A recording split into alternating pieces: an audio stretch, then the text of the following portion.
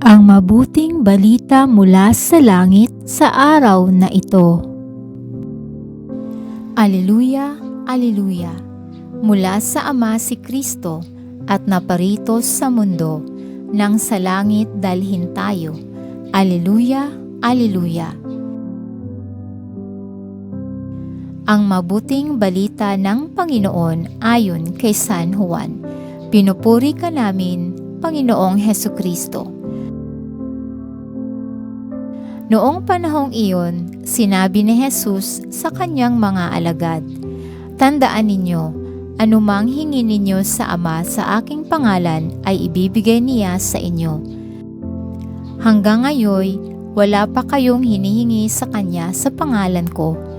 Humingi kayo at kayo'y tatanggap upang malubos ang inyong kagalakan.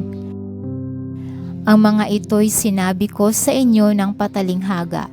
Subalit darating ang panahon na hindi na ako magsasalita sa inyo ng gayon. Tuwiran ko nang sasabihin sa inyo ang tungkol sa Ama.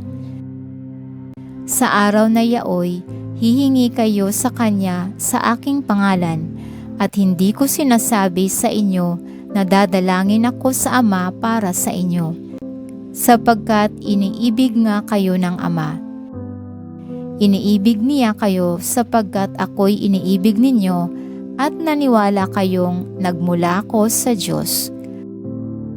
Ako'y mula sa Ama at naparito sa sanlibutan.